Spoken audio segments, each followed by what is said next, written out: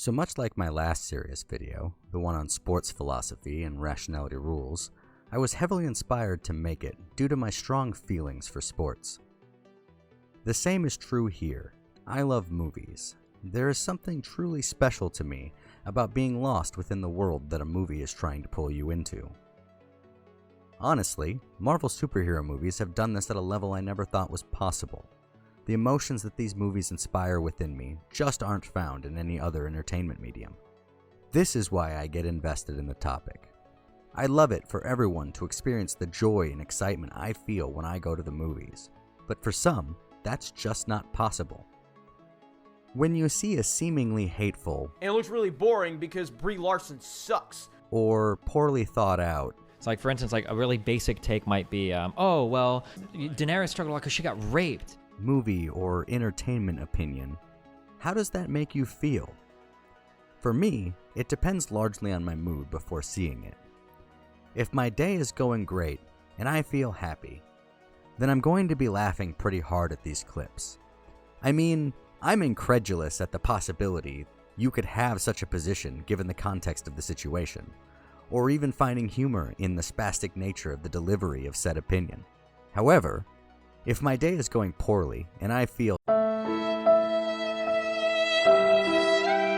then I'm going to be fairly upset with these clips. Watching people walk straight into the wall that is cognitive dissonance and bounce off of it like it wasn't there brings such rage within me that I could scream at these people for hours. But that's the interesting question. Why is it that my mood can sway my opinion so much?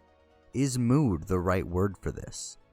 And is this phenomena what is causing these really bad movie takes?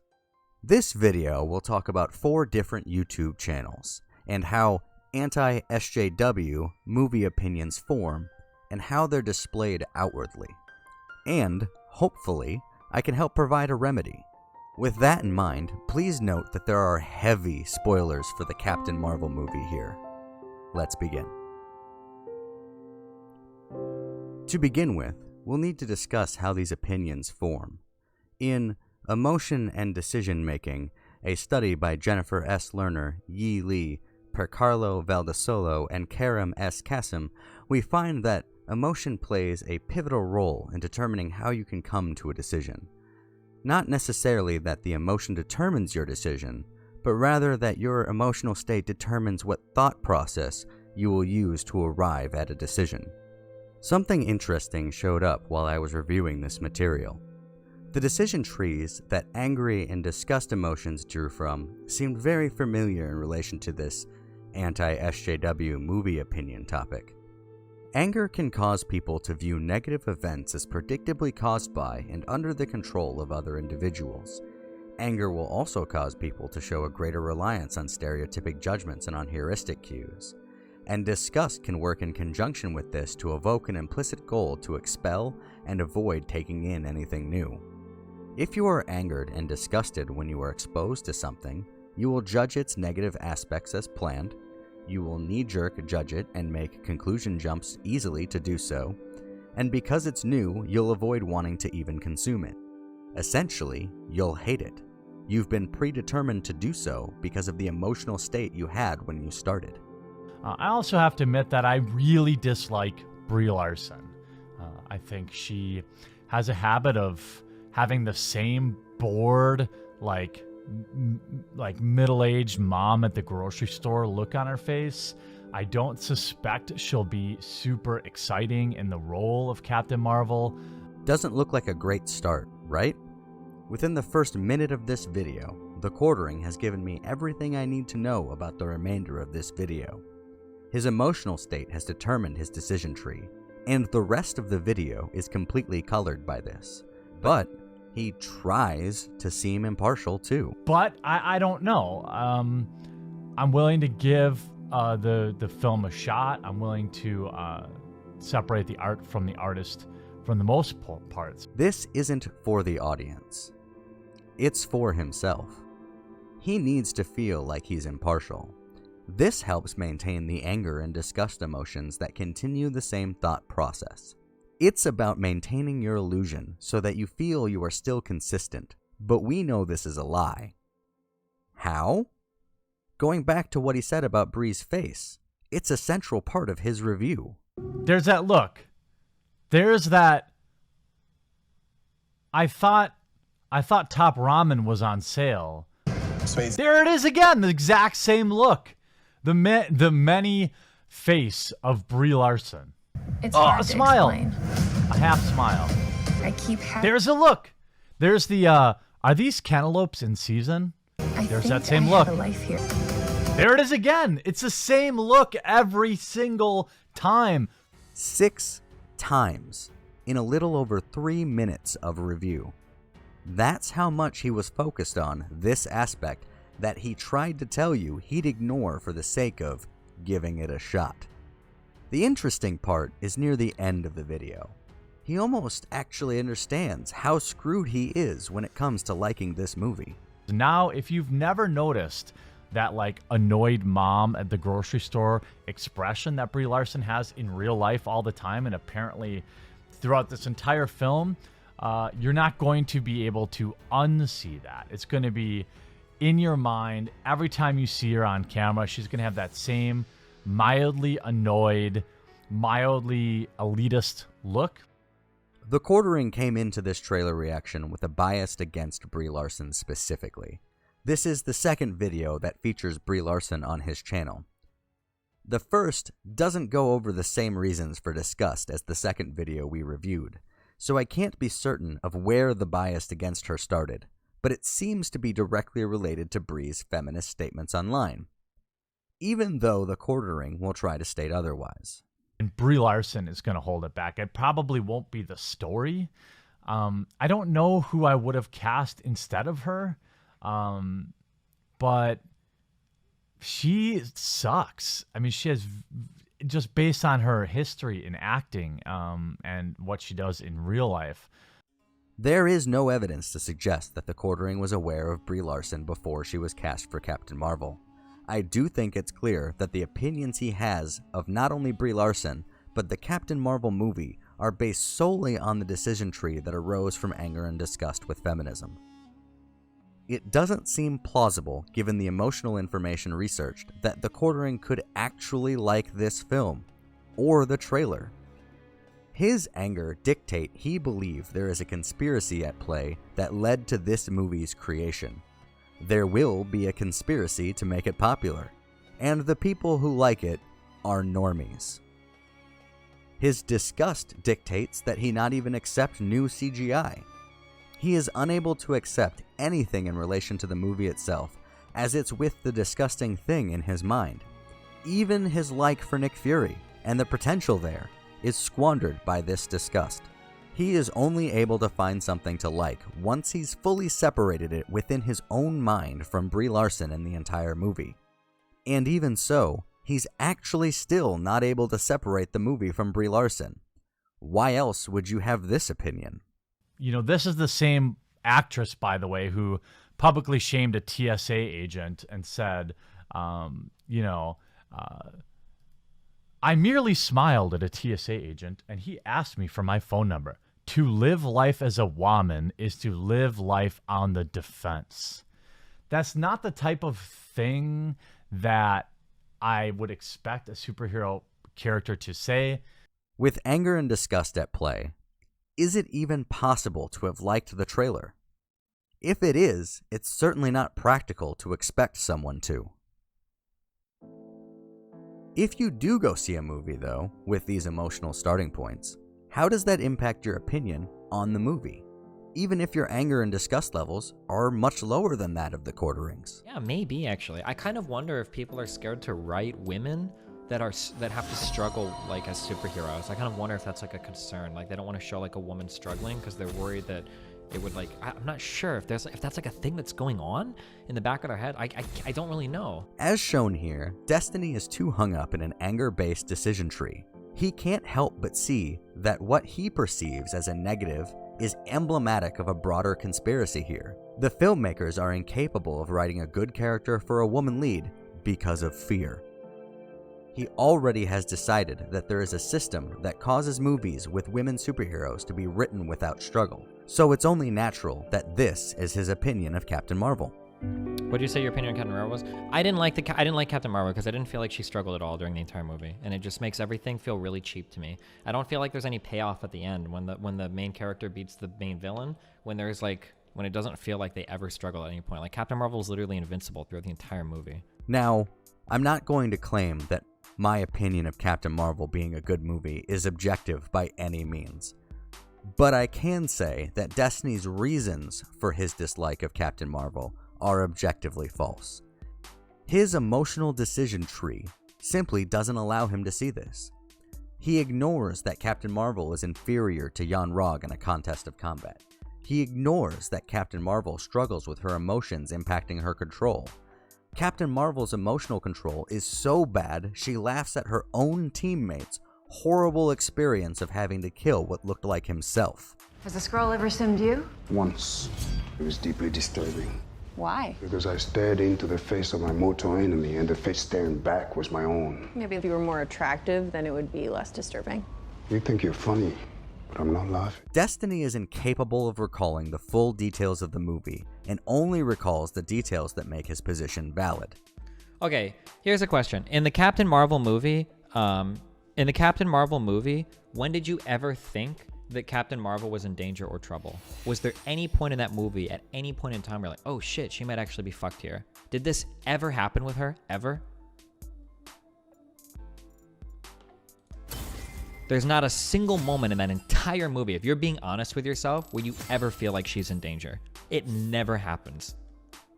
And that's why that lack of feeling, that like it always feels like she's ready to do some crazy shit. It always feels like she's got some super mystical magic power shit. I mean, kind of when the alien guys were fucking with her memories, maybe for like a whole 1 or 2 minutes tops. But even at that, she broke out of that on her own, killed everybody on that ship on her own, blew up that ship on her own, got all of her stuff back on her own. Like, nothing in that ship was a threat to her whatsoever. Destiny asks a question here, which, if asked honestly, is a good question. But he's not asking in an honest way. He's couched any possible answers behind, if you're being honest with yourself. So this allows him to automatically hand-wave any response that doesn't fit his emotional decision tree. He's like the flat earther claiming that no pictures exist of Earth from space since all pictures of such a thing are faked. It's easy to state that you are right when you've stated from the outset that all other opinions are lies. He reframes her escape as a domineering event, but that's not what happened.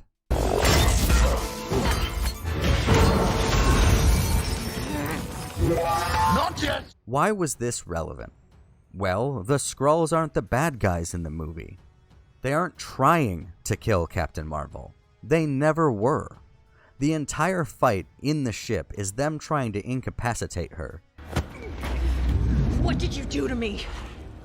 Now we're just after a little information. What did you put in my head? Nothing wasn't already there. It's implied throughout the entire start of this film that Captain Marvel can be killed. Hell, how did she even end up here?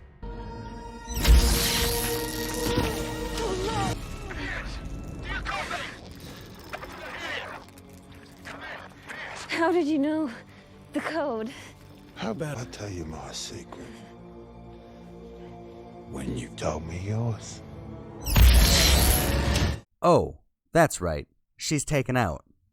But I thought she was insanely powerful and couldn't struggle. She even barely survives re-entry into atmosphere, as she needs the escape pod and it's nearly destroyed before she ejects and lands in the blockbuster. The next time we see her in action is the Skrull train chase scene. What happens here? Oh, she just fails to catch the Skrull infiltrator that attacked her. She faced a difficult task, but shows how limited she is. Based off her performance here, I'd say that Captain America could beat her in a one-on-one with his shield versus her powers. She comes off as less capable than Cap here. Put in the same situation, would First Avenger Captain America be able to do this? Hell yeah. I mean, Cap rescued an entire infantry by himself in that movie.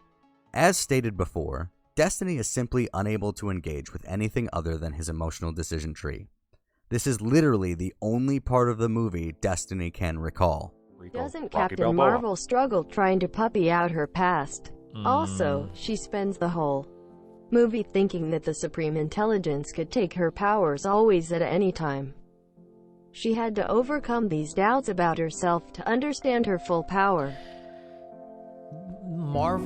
Captain Marvel starts out the movie as like a badass quasi super soldier, firstly, okay? And then the second part of the movie, after her mind-reading struggle, she single-handedly takes on an entire ship full of people and like ends up destroying the entire ship. Like she breaks out of her own captivity, kills every single fucking alien in there, gets her whole fucking uniform back, blows out a massive fucking hole in the ship, destroys the whole ship, and then she already feels insanely fucking powerful right at the start of the movie. Like right there, she's already like fucking kicking everybody's ass. And it's like, okay, I don't know. Like it just never felt like she ever like had like a struggle at all. It was just like she was always like super fucking powerful, you know? In his mind, the first 25 minutes of the movie is the entire movie, and I do mean that. This is Destiny's summary, but it's really just the first 25 minutes. It's essentially just the trailer. And what's worse, he's even wrong about several of those facts. Captain Marvel doesn't kill a single Skrull, for example. But he also doesn't even engage with the commenter's statements about Captain Marvel's emotional struggle with accepting herself as a human being. This is a pivotal part of the movie, and is what leads her to ultimately succeeding against the Supreme Intelligence at the end of the movie. Without each of these small moments of humanity being exposed, and her ultimate acceptance of it, she wouldn't have beaten the Supreme Intelligence. Captain Marvel's struggle is with her own humanity, and it's a beautifully done narrative that Destiny just can't see due to his emotional starting point. This isn't uncommon for Destiny, though. Emotional decision trees can impact your decisions when you view something positively as well. Let's see how Destiny remembers The Matrix, for example. The Matrix does this really well. So does dude, The Matrix has so much good theming, dude. Oh my god. Okay, like let's think about some parts of The Matrix, okay? The first time Neo literally meets the agents, they like seal his mouth and he's like so fucking out of his league. It's like impossible. It is impossibly horrible how Neo is so fucking behind, right? Because he hasn't even broken out of the Matrix yet, right? And then when Neo starts to learn parts of the Matrix, right? He fights Morpheus and he solidly gets his ass kicked. It's like he gets fucked, right? And then they try to run the jump program and he can't jump for shit. He's like fucking horrible, right? And then like in his time in the Matrix, like he goes and he talks to the Oracle and the Oracle's like, listen, dude, you're not shit, all right? You're fucking garbage, right? And all of that is horrible, right? And he's fucked. So Neo is inferior to Morpheus. He is incapable of dealing with the agents, and he can't even like do the jump shit. He can't even jump from one building to the next, right? He's fucked, right? In almost every way. He's so bad. And then with all of that theming in mind, Morpheus gets captured, and then Neo and Trinity save Morpheus, and all of the stuff that we had in our mind before, Neo is able to do now, right? He jumps off the helicopter, he saves, right, to rescue Morpheus. He saves Morpheus, the guy that was his superior. He does it in front of multiple agents, right? Like all of that theming, I feel like the payoff at the end is so much greater there, because the more failures that you've had somebody like go through, the more times he fails to jump, he fails to beat Morpheus, he fails to do anything of relevance in the Matrix, he fails to get a good message from the Oracle. All of that failure leads to so much more payoff at the end, I feel. Much like his recollection with the Captain Marvel movie, this is an unacceptably bad remembering of the themes and scenes from the Matrix movie. His emotions contoured his recollection to fit the decision tree. When Destiny says that Neo solidly gets his ass kicked, he ignores that Neo won 1 of 3 total rounds against Morpheus, that Neo's biometrics were off the charts and he was moving faster than the others on the ship had seen before. The entire crew is enthralled to Neo's potential. When Destiny says that Neo can't jump for shit, he ignores that nobody makes their first jump, including Morpheus. What if he makes it? No one's ever made the first jump. When Destiny says the Oracle tells Neo he's not shit, he ignores the Oracle told him what he needed to hear, pushing him, and that if she had told him that he was in fact the one, he would have failed. Then, with all that in mind, Destiny fails to use his own standards on the movies he likes. It's like, okay, but was a rape like, did a rape really end in anything bad at all in Game of Thrones? Like, for instance, here would be like an example of like Daenerys like struggling due to her rape. Maybe Daenerys has like a battle that she needs to win, and there's a male general that she could trust that would like lead her to victory, but she's distrustful of men because she was raped. That would be an example of like a struggle. So to use Destiny's standard, in order to struggle, Neo would need to face these learning moments again and fail. Since in the analogy, Daenerys struggles because she's unable to trust a general who could help her win and therefore loses. She then grows and is able to accept male trust and win, thus character development according to Destiny. So, Neo's rape in this sense is that he is proven to be shit. Losing to Morpheus, can't jump, and the Oracle said he wasn't the one, so he's shit. There, we have a bent over Neo. Now, in order to show full growth of character and development, he needs to face these things in a moment of need and fail. So what happens next? Oh, he rescues Morpheus, dodges bullets, and wrecks shit without additional struggle whatsoever. This is even ignoring the biggest issue with The Matrix, something Destiny can do because the way he's come to his opinion on this movie is shaped by his emotional attachment to it. The Matrix uses one of the worst tropes in movies for heterosexual cis men, the "you need the woman to do the thing" trope. And what's worse, it's played out so horribly, I can't even believe that this made it to the final cut. The Oracle told me that I would fall in love and that the man that I loved would be the one. So you see, you can't be dead because I love you. Trinity with the logic bomb. Look, I love The Matrix, and honestly, if you do, go rewatch the full trilogy. The second and third movies are so much better than the first, though the first movie is still pretty good. However, this highlights the glaring issue with the emotional tree of anger and disgust. If Destiny featured this emotional decision tree in his analysis of The Matrix, we'd see him point out this scene without question. The fact that he doesn't shows the emotional bias. So as you can see, if you start off on the disgusting angry foot, it tends to lead to some less than positive views, especially if the aforementioned disgusting angry foot starts on the anti-feminist side. So what can be done to help provide a better starting point? The emotion and decision-making study that I referenced earlier provides 3 possible solutions to overcome this. First, you've heard it before, time heals all wounds.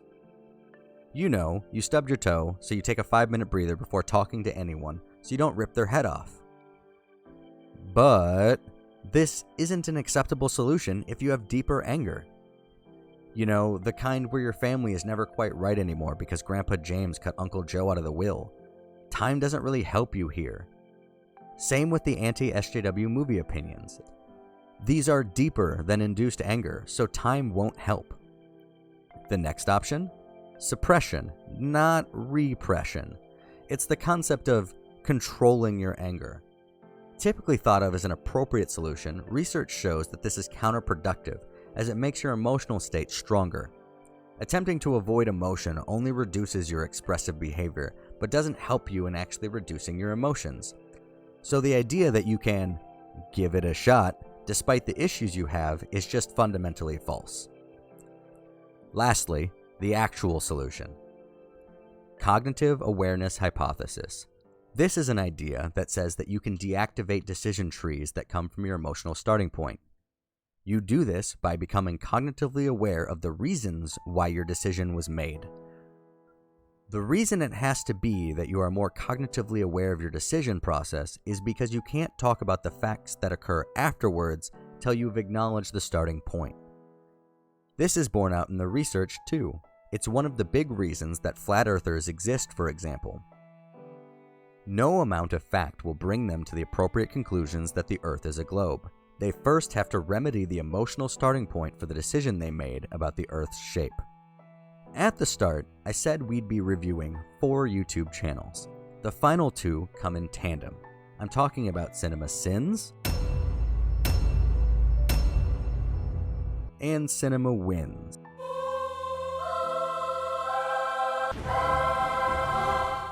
These two channels represent two opposite ends to a spectrum on how to view movies. And if you would pick either option as the only and sole way to view a movie, you'd be wrong with either choice. Being able to recognize when a movie is bad is a good thing, and being able to recognize when a movie is good is also a good thing. So only seeing good or only seeing bad are obviously not what we'd want if our goal is to get positive enjoyment from our movies. What you should do is set your emotional state prior to seeing a movie. Do your utmost to be having a good day. This will set you up for an easier time when you evaluate your decision tree. It's easier to be introspective when you are positive, as you are more likely to see the flaws as coming from within yourself than to attribute negative attributes to outside actors if you are angry. After you've done this, you'll have set your mind to be open to positivity, and you'll have your decision tree analyzed so you can ensure your happier mindset doesn't offset your reason and logic. There is a reason why The Room is a bad movie. Oh, hi, Mark. But there is also a reason why you can still enjoy the crap out of it. It's all about your emotional starting point and your ability to recognize where that is.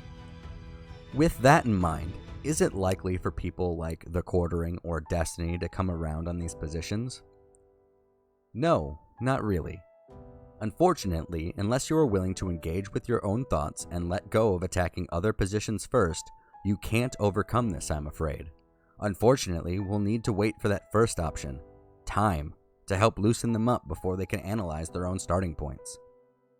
In the meantime, hopefully you can use this to help better your movie-going experience. I'll get the popcorn. Thanks for watching.